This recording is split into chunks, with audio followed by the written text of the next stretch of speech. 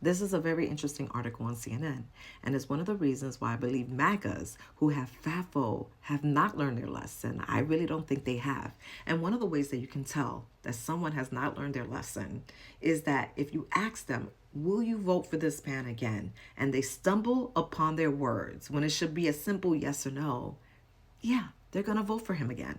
They will vote for Trump again, despite them losing their jobs, despite them losing their benefits, despite them losing the opportunity to live in the U.S. And such is the case of Venezuelans that live in South Florida in a little place called Dorazuela. That's what they nicknamed it, where many of the Venezuelans who currently have TPS status are set to be deported. Now, this is an area in which there's a lot of Venezuelans that live there, legal and non-residents. And Trump won this area by 20% more than 2020. Now, one of the reasons that some of the Venezuelans supported Trump was because his tough line on government abuses in their homeland. However, they didn't expect their relatives to be deported. And this is why I'm telling you that these FAFO stories are not enough for MAGAs to learn their lesson. So we have one guy, Noel Gerestri, a Venezuelan who voted for Trump, but his sister's on TPS status. And in this article, he still backs the president and he hopes that the court blocks the TPS revocation. So he's not blaming Trump. In fact, he's still supporting him and he's waiting for the courts to give him a Hail Mary. And this is Noel Gestri's words. He said, I supported him, but it disappointed us that he decided to end TPS.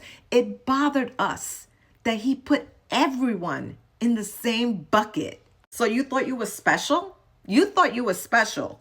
You were excluded from the Haitians, from the Mexicans. And this is why I really don't care. So he voted because he thought it was not going to affect him. Now, we already know about that crazy Venezuelan lady who works for the Venezuelan advocacy group who went on stage with Donald Trump and talking about, we love you, Donald Trump. We love you. Now, I think she's the one that's really upset with the Republican Party because she felt like they lied to her. That may be an actual case of FAFO right there. But do you know what I'm really surprised at? Is those Venezuelans TPS holders that are not able to vote, but they still support him, like Johanna Lazarde. Listen, I am putting their names out there. This foolishness has to stop. She says, I want to believe him that in the next weeks and the next month, he will take a decision with his team that will help us. Another Venezuelan TPS holder, Carol Duran Perez, supports Donald Trump because she believes him to be a stronger leader than Biden. She didn't expect that he was going to undo the TPS. She wanted them to go after Venezuelan gang members like Tren de Aragua. And now she's afraid to let her 13-year-old son play in the park for fear that ICE will pick him up. And to make matters worse in Doral, the vice mayor who ran as a Democratic candidate became a Republican like 5 days before Trump became president. Now she is stating that if the local TPS holders are deported, that the city's economy will come to a grinding halt. First of all, I believe this vice mayor who says she was a Democrat and now turned Republican was always a Republican plant in the first place. I believe she voted for Trump. And now she's crying that her city is going to falter because these people are going to be deported. I really don't give an F.